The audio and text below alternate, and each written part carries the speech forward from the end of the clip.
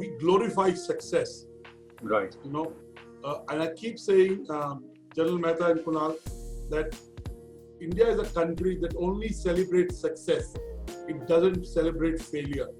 And that's why we haven't produced a single product company from India. In spite of us being so sincere, honest, having all the intellect that we have, we are not able to produce what the US does in terms of the kind of ideas, products, the scale. And General Mehta, if I had to only comment on one thing that the Indian foundations can learn from global foundations, is the scale of impact, is the scale of operations, which in your foundation, it is still very big, but a lot of foundations who do very boutique work, if they could scale up, I think the canvas or the, impact they have is very large. And I know your impact is very large too. So Kunal, I want to ask you, people know about your successes. Have you had any failures in life? And what have you learned from them? Lots of them. As an actor, I'm still struggling actually. There have been lots of ups and downs. There was a time when my first couple of films came and I was called the next big thing. A couple of years later, I was written off. Then I did a couple more movies and they said, the king of comeback. So there's always new titles that are thrust upon you. I think what's really important is, for me, and that's been personally for me, a lot of people ask me, have the failures frustrated you, or have you ever felt dejected because of the failures? And I haven't, honestly. I don't remember feeling frustrated at any point of time. And I think that's because of two things. One is, I think at the core of my being is two things: curiosity and growth. I'm always curious about new things, and I'm always looking to grow. I think if you're curious and you're looking to grow, there's no room for frustration. I totally agree with you. Curiosity is the mother of creating new ideas, of learning, of evolving. And there's so much curious about it, and I think we are very fortunate that we live in a time, like I'm saying, I'm learning how to play the guitar. Earlier, I would have to go to a school or college or have somebody come over. Now I'm learning how to play the guitar off YouTube. I'm learning how to play, I'm playing my favorite songs. So we live in a time where anything that you want to learn is a remote control away. And there's no reason to curb your curiosity or, not dig in and dive into your curiosity as much as you can. Thank you so much. General Mehta, yes. Talking about the Hans Foundation, and you already told us, tell us, you've taken up so many projects over the last few years. Which is the one project that's been the closest to your heart, and why? I'll come to your question later. Let me just narrate one very interesting part of the THF, if you permit. Sure, happy. There is an amazing story which you would like to know. There was a girl, 28 years old, who had very big dreams, and her name is Shweta Rawat. She thought of setting up the Hans Foundation at the age of 28, and with very big dreams. And today, I'm proud to say that our footprint is all over the country. We have, like we were talking about giving, we have a donor. His name is Manoj Bhargav. If you have heard of his name, he is a billionaire in US. So far, we have given grants worth 1,700 crores in last 10 years. And he has, I'm talking about Mr. Manoj Bhargav and his family of Shweta Rawat, they are together into it. They have pledged 90% of their wealth for charity. And that's the kind of scale we are talking about. And now coming to your question, you were saying which is the project which is very close to my heart. I did say you are working on a scale because I'm aware of all this. But generally I find, maybe except the global one like a Bill and Melinda Gates Foundation and so on, Indian foundations sometimes don't think big. That's my personal view, but it was not a commentary on the Hans Foundation. No, I take it very well, and I appreciate that. Let me tell you, there are not one project. I'll talk about two or three. The latest is the acid attack survivors.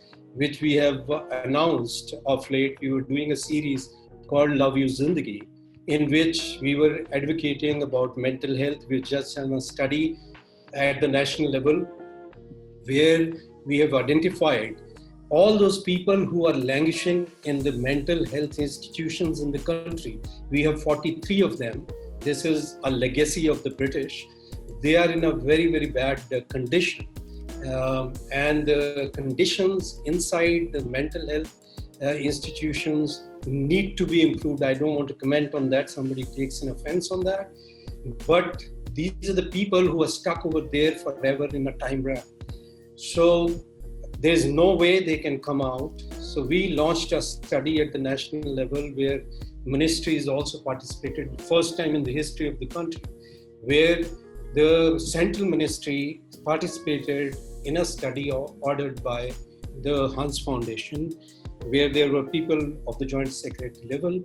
And we have identified people who can be repatriated, who can be rehabilitated, reunified with their families. They have recovered, but they have no place to go. And we have already started our work in 4 states. We have signed MOUs with the state governments. And we are now going to launch Canada. There is an international NGO, Grand Challenges Canada. They are coming on board. They are giving some grant. We are matching that grant. And we are going to take up this entire project on the national level. This is one which is very close to our heart because there's nobody to listen to those people. I'll tell you a small, if there is time permitting, I had gone to Pavlov Hospital in Calcutta. There were 20 people sitting on the floor and they were all absolutely all right. For years they've been staying over there, but there is nobody to listen to them. They are not even permitted to go out because their families are not taking them back. So these are the people who need to be taken out. They can contribute, they can be given livelihood, they can contribute to the economy, to the GDP, they can live a better life. So this is a mission which the Hans Foundation has taken up, and we hope the ministry is involved. They released our report. The report is with the Supreme Court also. So this is one project which is very close to our heart. It's a big project. It's a lifetime responsibility. Once they are out, they're set up in homes like you and me are staying, 5 people together. They are given support as per the severity of their ailment, and they have to be looked after for life. It's a very big responsibility and challenge the Hans Foundation has taken. Second, I told you that we have also now taken up a cause of the acid attack survivors. And another one is the corneal blindness. This is something which can give eyesight to people, but we don't have high-performing eye banks in the country and awareness. When I went to inaugurate the first eye bank in Lucknow, that is KGMU. We are doing this project again with the government hospitals. We are building, operating, and transferring. All over the country, we are setting up very high-performing eye banks, about 50 of them, so that we can eradicate corneal blindness from the country. The US does 45,000 operations every year. There is no waiting list. When I went to inaugurate the first this eye bank we built, in UP alone, there are 190,000 people waiting in the waiting list. And the capacity in our year is 600 operations. 600. You can imagine it will take 300 years to reach 190,000 operations.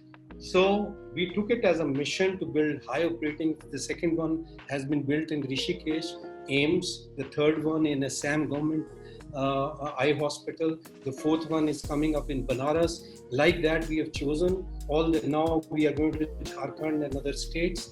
So we will have this chain of eye hospitals built all over the country. Okay.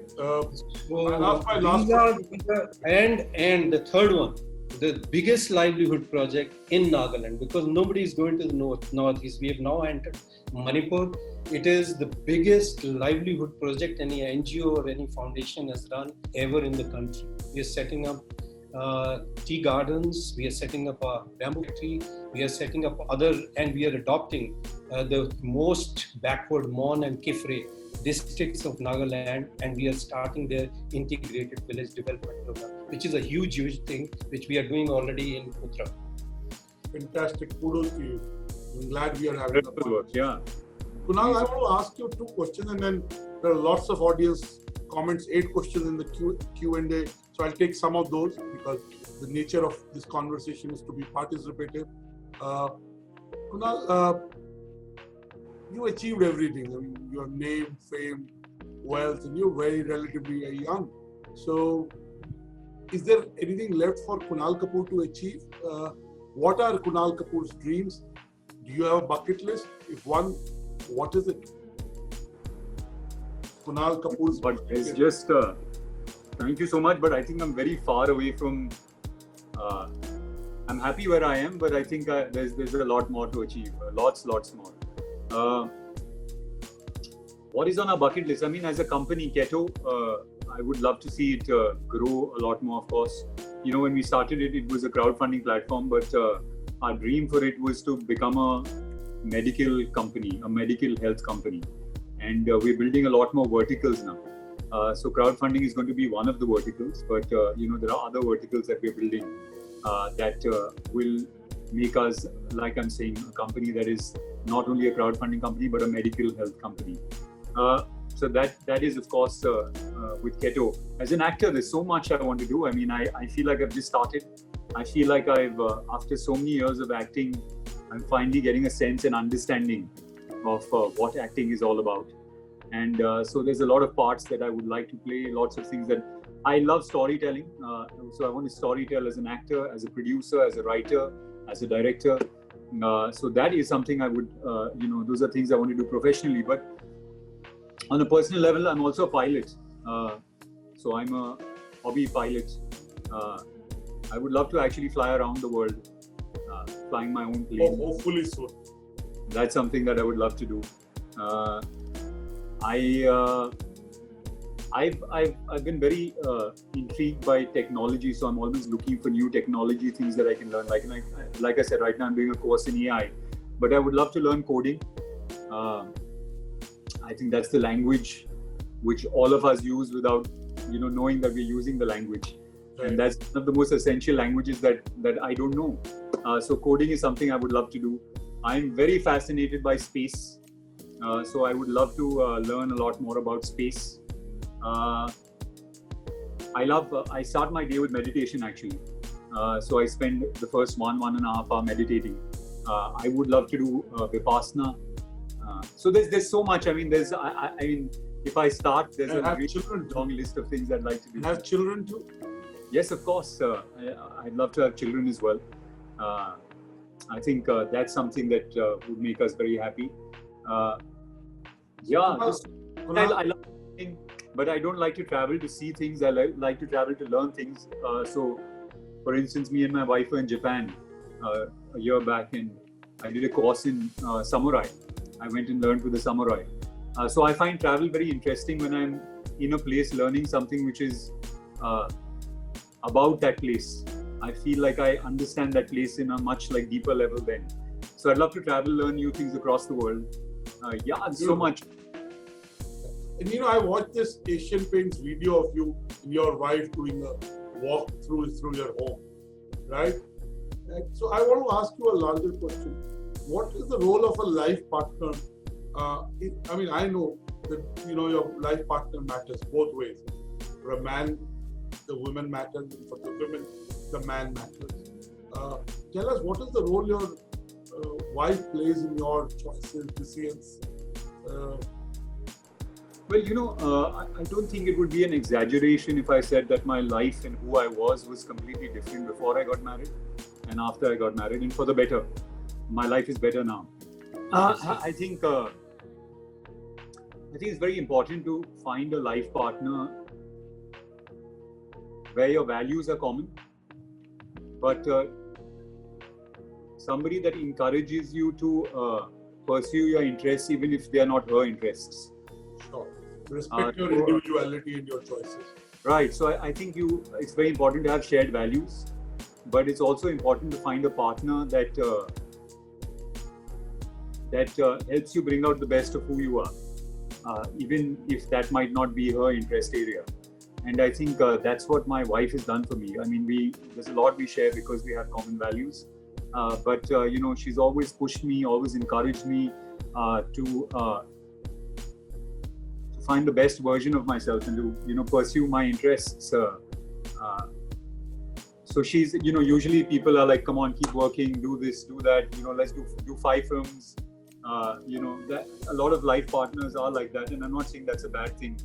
But we are people that enjoy working, but also pursuing other interests.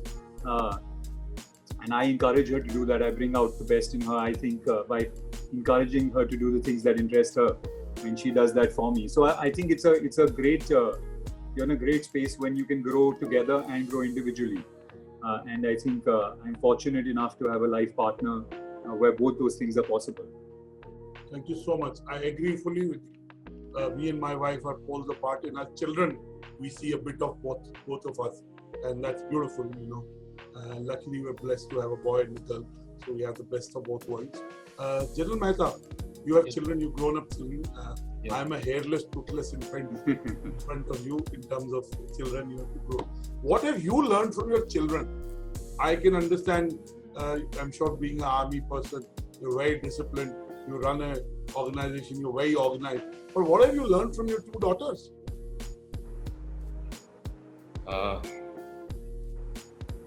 I think I'm still learning from them, not learned.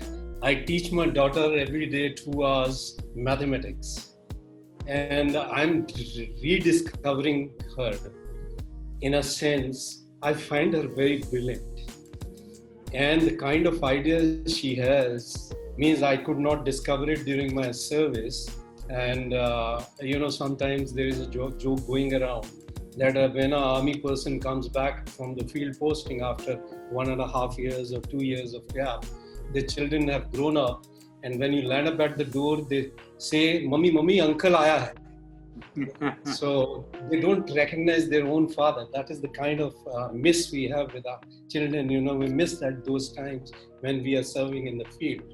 So I am discovering a new child in her, whom I'm teaching. Of course, my elder daughter, she is also of a very philanthropic nature. She is a great thinker. And the technology is one part which I'm learning from my daughter while I teach her, mathematics. She'll say, "Papa, why don't you go to the Zoom icon and click it there? Why don't you do this? Why don't you do that?" I never used a calculator in my life. So either on the phone, or so I understand. But sir, COVID has been a blessing. I have learned so much of technology during this time. Plus, these children, they know what they want. At their age, when I was of their age, I did not know what I wanted. We were always looking up to our parents. But these children are very super confident. They know what they want, and they can advise you on many things. If you think you put in 40 years of service in the army, you're mistaken. They are far more intelligent. Like I always quote whenever I go for, inspirational lectures, that the present generation always dwarfs the achievements of the previous generation. That's true. And that's the sense of life. You have to learn a lot from the current generation. We are the people, we are from the past. Of course, we have wisdom and experience, but they're more intelligent. You can look at Kunal. He is learning guitar at the age of 44. Kunal, I would love to learn that. That's my life ambition. He's much younger. Pardon? He's much younger than that. No, that's what I'm saying. He's a young guy. He can do so many things. I have been trying to learn guitar.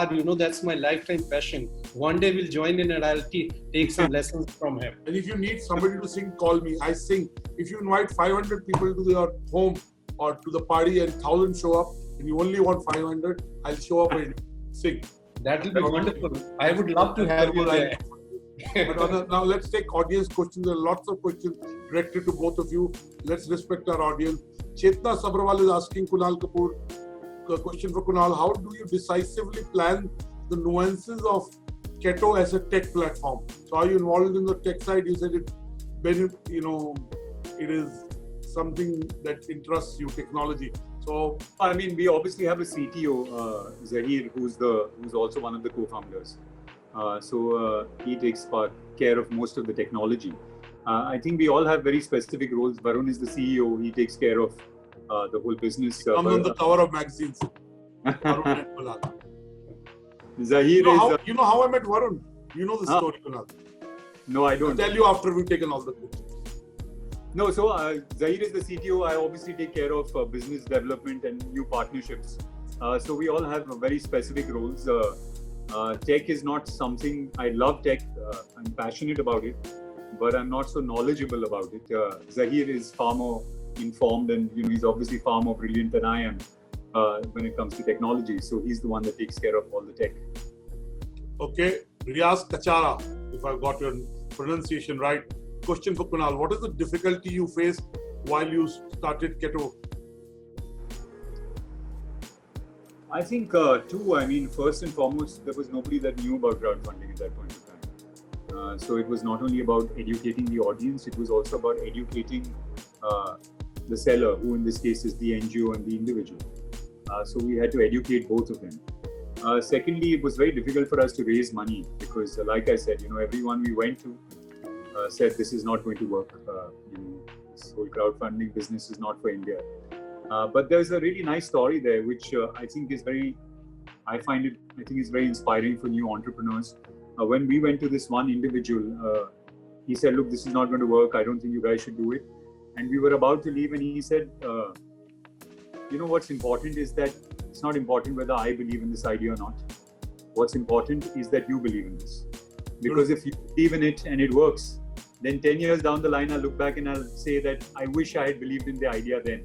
And sure enough, 8 years down the line, he invested in the company. After telling us that this is not going to work and, you guys should not be doing this. He invested in the company 8 years later. So it was very challenging because nobody believed in us and nobody believed in the idea. But I think, like I said, going back to where we started. Persistent. Be in the play, be at it. Things, magic happens. Keep on moving, yes. With so many startups failing to make a mark and being rejected by the masses, how come entrepreneurs decide beforehand and deal with such failures? Is it like movie failing at the box office or something different? When you don't succeed in entrepreneurship, how do you compare it to a movie not working the way you expected box office? That's the kind of a... Well, they're both very difficult to deal with, of course. Somebody had asked me, I used to go skydiving, and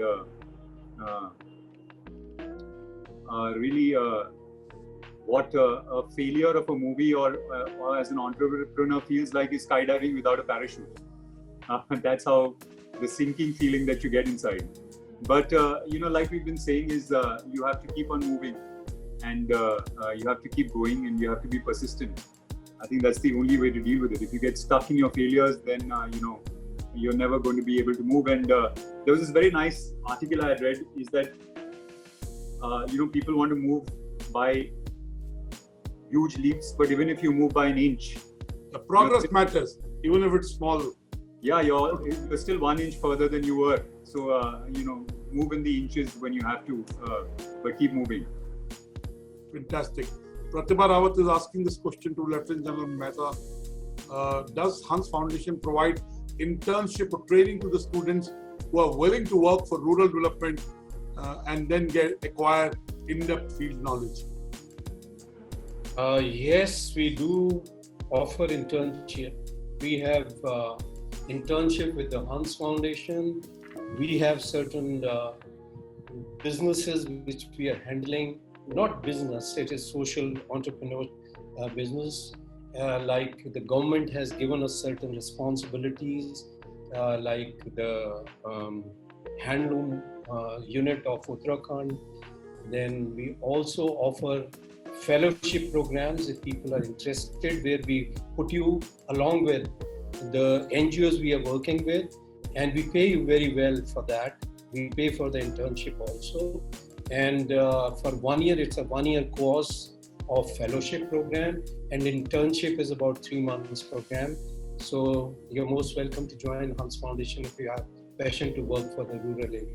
Good. There is Zia from Chennai. She's saying, I volunteer in rare diseases and disorders segment. this segment does not get my attention. Does your foundation focus on this segment? Question to you, General Mehta. Yes and no. When I say yes, sometimes the government approaches us for rare diseases. There were two cases in one of the states. The chief secretary approached us. We did fund that. There are things like, transplants, the liver transplant or the kidney transplant, which we do it, but as on required basis, because we do big projects, we take proposals and we fund NGOs. We are basically a funding agency, like the cochlear program, which is one of the biggest in India, which we are running. Though it is not a rare disease, but it is a debilitating disease. Like a child can remain deaf and dumb for all his life. It's a life-transforming surgery, that is the cochlear implant. So we are running those kind of things. But rare diseases, only when we come to know about it, we do help. There is another sister organization which is called Hans Cultural Center. They take individual cases like the scholarships, giving money for individual treatments and things like those. We have 3-4 sister organizations by the name Hans. We have our own hospitals where these diseases are treated. It's a multi-specialty hospital. So one can approach them. I don't know whether they have this infrastructure but AIMS and Safdarjung, we do fund them at times. We are funding a lot of hospitals like Apollo, Columbia Asia, Max, for some of the diseases we are treating in these hospitals. But as a program, we are not running. Okay, thank you, General Mehta. Question for Kunal from Niharika Nandyal. What type of projects would you fundraise through Ketto fall under? Will it need to be only for non-profit or businesses also that drive social development? So what she's asking is, for example, something that uplifts the artisans community with our villages women entrepreneurs. So Niharika Nandyal possibly is a women entrepreneur who's working on a community for artisans and says, if she wanted to raise money through Ketto, she could. I think that's what she's asking. Yeah, absolutely. I mean, we've had all kinds of projects in Ketto. We work with NGOs, we work with individuals, we work in zones where disasters happen. We also work with businesses that are making a social impact. We also have creative projects. So all sorts of projects are actually funded on Ketto.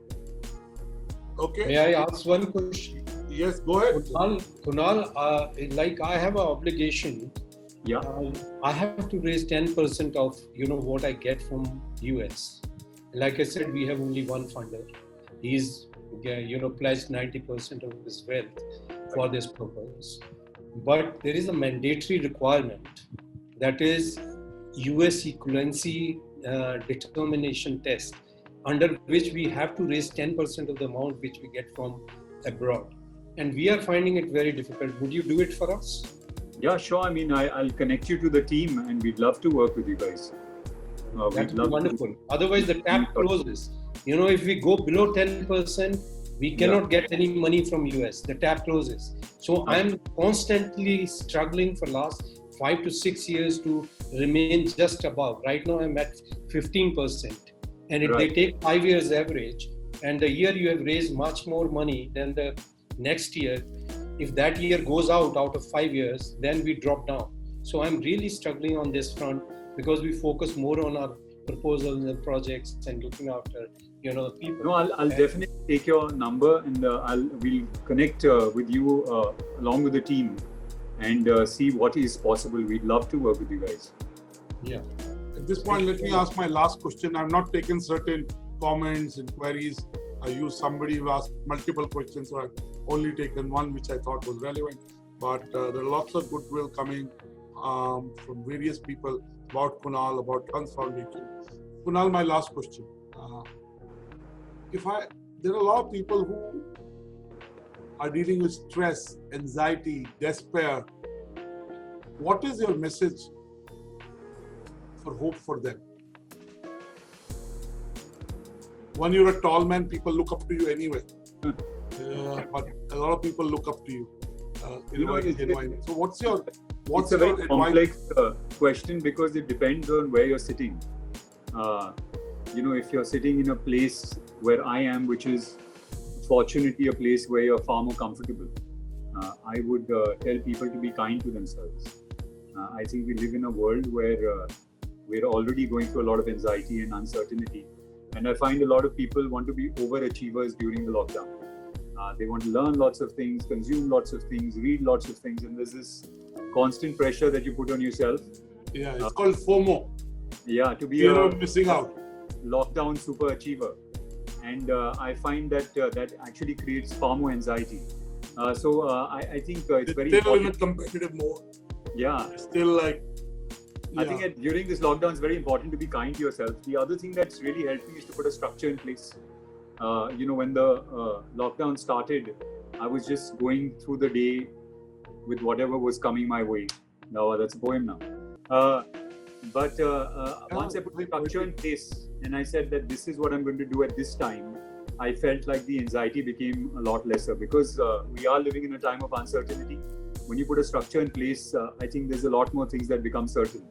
I think if you're sitting in a place like where I am, which is where we all are, where we're comfortable, I would say be kind to yourself. But there are a lot of people that are not as fortunate as we are and are struggling during the lockdown. That's a far more complex question, I think. Yeah, be kind to them too. So, but thank you. You have to be first kind to be yourself to be able to make a difference to others. So I totally buy that, and I also buy your point of view of structure. Like I've kept 1 hour for reading, 1 hour for watching certain business videos that I need to watch.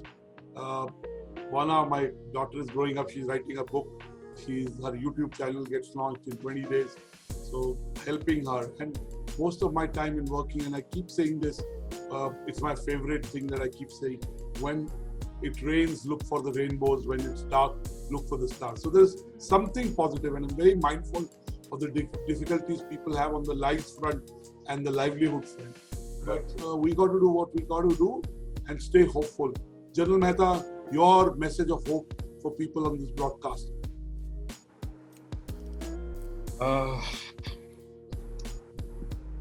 I would say that there is always an opportunity in every travesty or every crisis. You have to look for the opportunity and go for it. I would say that these are times for innovation. Innovate, reorganize yourself, embrace the new normal, and move on with life. We are down right now, but we'll be coming back with, I would say, much force and with much vigor, because humanity has taught us this all the years, be it World War II, be it Hiroshima, Nagasaki, be it anything, be it Germany, we have come back. That is the strength of humanity. And don't go into despair because you've lost your job. Don't go into despair because temporarily it has given your business a setback. Stand firm. Think that how you can innovate and how you can leap into the future. India is going to rise, and that's my message. And we are going to be the world leaders one day, and that's my message. Can I tell you how I met Varun? So this is about 9 years back, 8, it should be exactly 8 years back. I'm in Bombay. I live in Delhi, but I spent 15 days in Bombay, 12 to 15 days in Bombay, because we have events, we have 4 offices there. And I keep telling my marriage works because I travel a lot. This is because my wife is in the travel business, before you made any other judgments. Okay? I want to tell you that. But I was going to meet Mr. Vineet Jain. He was going to be our Impact Person of the Year that year. Impact is our weekly on advertising, which is the number 1. And I was waiting in the lobby of the office to go up, and Varun comes up to me and says, "Are you Anurag Batra?" I'm not Kunal Kapoor, okay? I'm not as famous as you. You're an actor. He says, I read your column in the magazine and what you write on entrepreneurship. I didn't own Businessworld. I acquired Businessworld 6.5 years back. That time I owned Impact Pitch, and I used to write for Dare magazine, Entrepreneur magazine, on whose cover Varun was, right? My friend Saurav was there. Right. So he comes up to me and says, yeah, I am Anurag. So I love your column. I read this. And I write my columns which are totally experiential and from my own anecdotes. So they're storytelling. They're not about, and they're very personal. So it was not theoretical. So I, of course, felt good. Then I asked him what he did.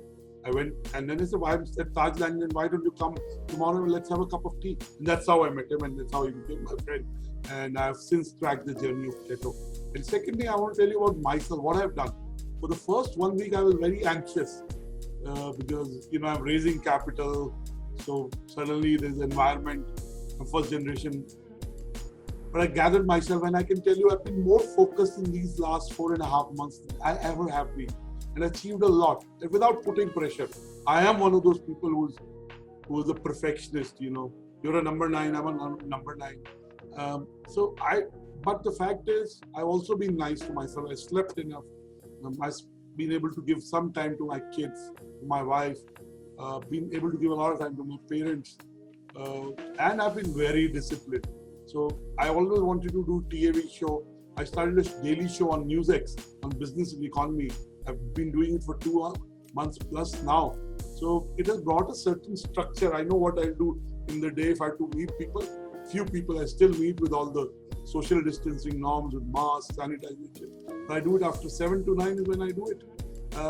And from 10 to 7 I work like I dress up every day, come to my study, and I tell my dad that, I'm going to work. I go to another room. So I'm just saying that you can do what you need to do. Health comes first. You have to keep the norms, but thank you for being authentic and talking to BW Businessworld. Thank you, General Mehta. Good to know about the good work Hans Foundation does. And we at BW Businessworld, if there's anything we can do to help your initiatives, we're an email away, we're a text away. Thank you so much. This interview will go in the BW Businessworld magazine on our site, which is 30 million traffic average every month, and the video will be repurposed to be put on various platforms. So it will go to even a larger audience that was not live today. So thank you once again, and we look forward to having a conversation sooner.